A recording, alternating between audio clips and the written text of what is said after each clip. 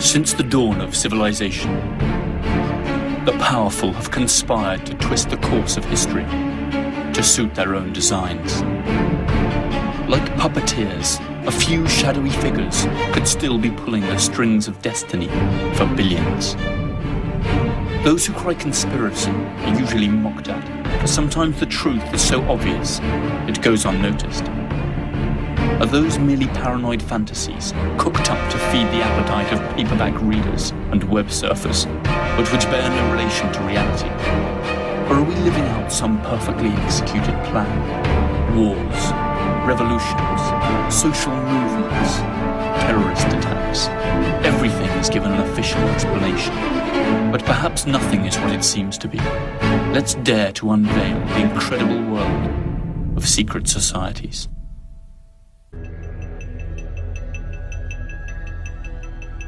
Arcane symbols and mythological designs, both inside and outside government buildings, have caused many to wonder if the city somehow represents a hidden agenda.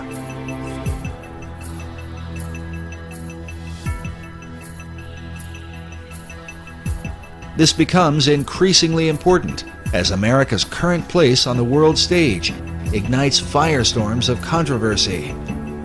As the United States is the most powerful nation on earth, many have wondered, what is America up to? Could the purpose of operations currently carried out by the U.S. government somehow be reflected in the design of its capital city? At the center of controversy are secret societies. Many of America's leaders have belonged to them right from the nation's beginning. Our current president, George W. Bush, has admitted to his membership in the mysterious Skull and Bones Society. You were both in Skull and Bones, the secret society. It's so secret we can't talk about it. What does that mean for America? The conspiracy theorists are going to go on. I'm sure they are. I don't know. I haven't seen the web. Number 322? Skull and Bones has to be the most powerful, one of the darkest of all secret societies that exists on this planet. It is about greed and it is about power. The idea for Skull and Bones is said to have come out of Germany in the early part of the 19th century. The society was founded at Yale University by William Huntington Russell, along with Attorney General and Secretary of War Alphonso Taft, whose son, William Howard Taft, would go on to become America's 27th president. Some believe the Society's foundation demonstrates a clear link with what may be the oldest society of all, Freemasonry. The United States of America is the most powerful country in the world, the single remaining superpower that dictates the global agenda. But ironically, the political system of this champion of democracy was built under the guidance of mysterious fraternities and organizations we know little or nothing about.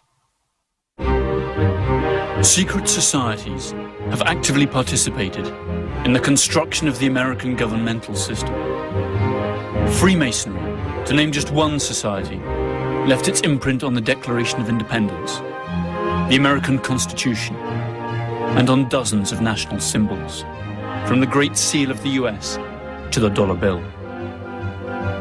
This American passion for secrets, rituals, and exclusive clubs has been particularly strong in its universities, where the fraternity system was developed.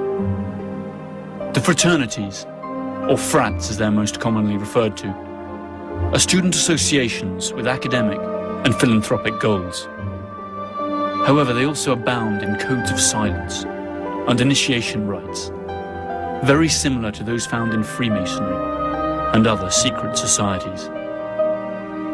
The first ever recorded frats were the Flat Hat Club and the Phi Beta Kappa, both founded at Yale University. Also in Yale, one of the most enigmatic and most notorious fraternities in the world arose, one that has always been favored by the cream of American society. Its name, Skull and Bones. Skull and Bones was founded in 1832. Its original name was the Eulogian Club.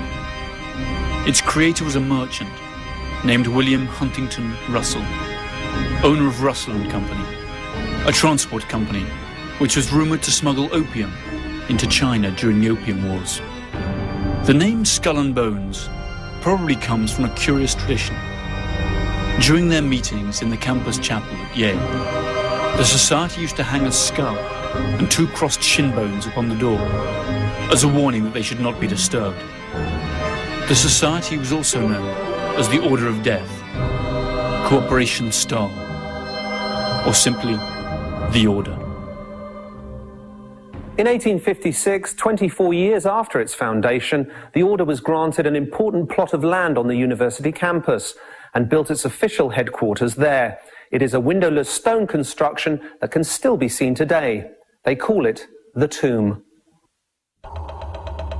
The tomb has a dark, labyrinth-like layout that spans 3 floors and an attic. It comprises a number of halls and secret cabinets, chambers with mannequins in full armour, candlesticks, old photos, flags and manuscripts, and a sinister collection of bones, supposedly belonging to historical figures, including the skulls of Mexican revolutionary Pancho Villa and the Indian chief Geronimo, and even that of Panamanian dictator General Omar Torrijos. In the keep of the labyrinth, there is a vault with the enigmatic number 322 on the door. Inside, there are just 2 chairs and a table. This was where the candidates are said to meet Madame, a skeleton that is supposed to be that of Madame Pompadour. Their passion for bones and skulls could be considered in bad, albeit innocent taste. However, a much more serious accusation hangs over the Brotherhood of Death. It's sympathy for the Nazis. Critics of Skull and Bones insist that the society is not originally American, but rather an offshoot of some German right-wing order. This could well be true. Its founder, William Russell, did indeed live for some time in Germany before attending to his senior year at Yale. And it was actually on returning to the USA that he established the fraternity.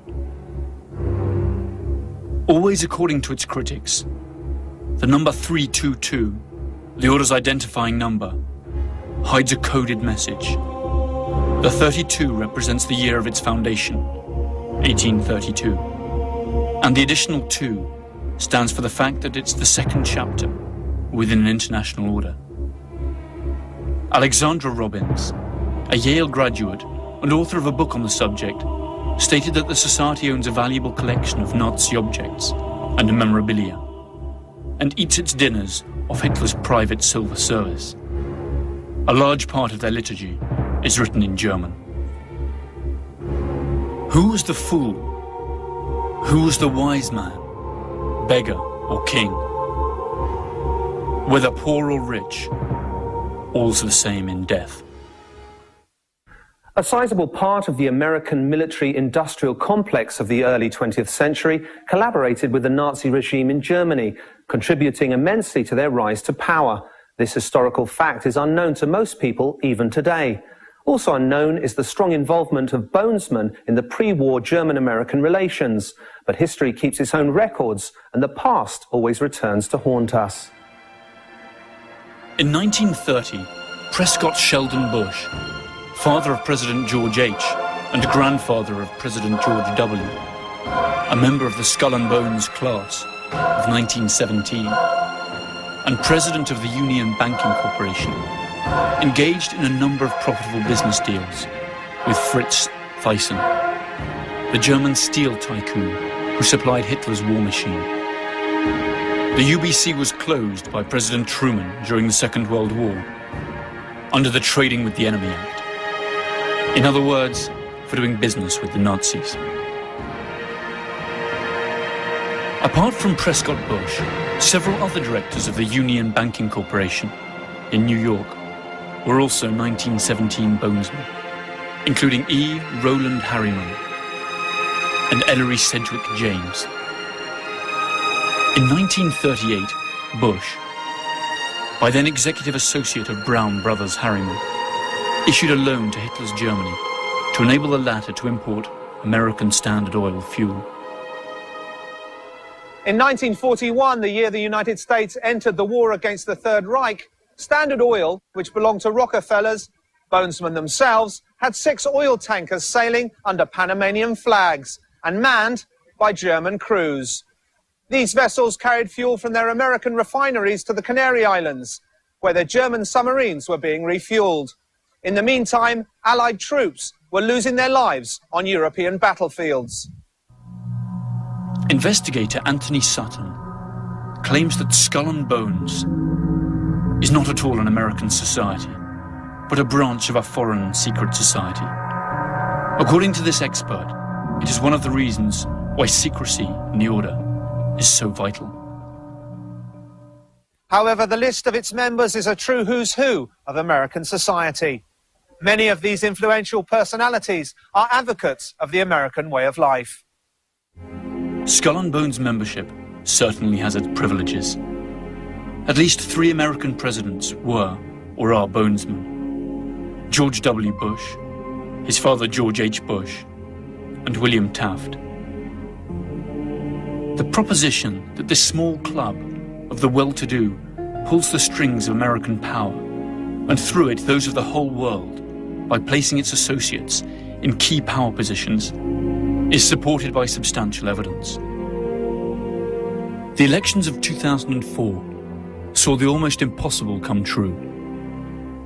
Both the Republican candidate George W. Bush and his Democrat rival John F. Kerry were members of Skull and Bones.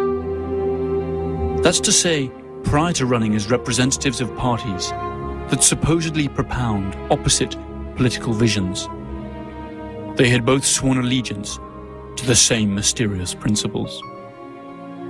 And what's worse, they share secrets that are not known to their own constituents. The million-dollar question for American citizens and the world as a whole is, do Bonesmen put their frat fidelity above that of their civic responsibilities? As the BCCI case clearly shows, the answer is undeniably yes. By the end of the 1980s, the scandal concerning the Bank of Commerce and Credit International was making the headlines. The BCCI was accused of laundering drug money and financing terrorist operations. The scandal tarnished the reputation of the US government, since the bank operated freely in America and was a regular contributor to political campaigns. The administration of Bonesman George H. Bush blocked the investigation, which had in any case been entrusted to a Senate commission chaired by Bonesman John Kerry. The BCCI was absorbed by more respectable banks, and the subject was never revived. Who runs Skull and Bones? Up to what point are Bonesmen able to influence the decisions of fellow members? Perhaps by looking into their initiation rituals, we will be able to have some idea of what kind of power the society holds over its brethren, whether they are industry leaders, intellectuals, or politicians, and speculate how they use that power should the need arise. Each year, only 15 students entering their senior year at the University of Yale are admitted. The candidates must have been tapped by those senior classmen of Yale University who make up the current membership. The criterion for selection also includes the candidate's potential to increase the power and prestige of the society. 2 votes against the candidate are enough for him to be rejected.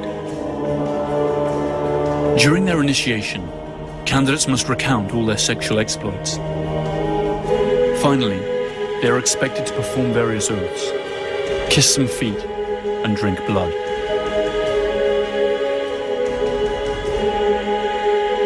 They then have to lie naked in a coffin, and, after masturbating in full view of the others, swear to never reveal their membership of the order. The candidates are then introduced to their future companions, who wear masks for the occasion. Uncle Toby, the Knights, the Small Devil, Don Quixote, and the Pope. Their ceremony ends with a grand party that lasts for hours.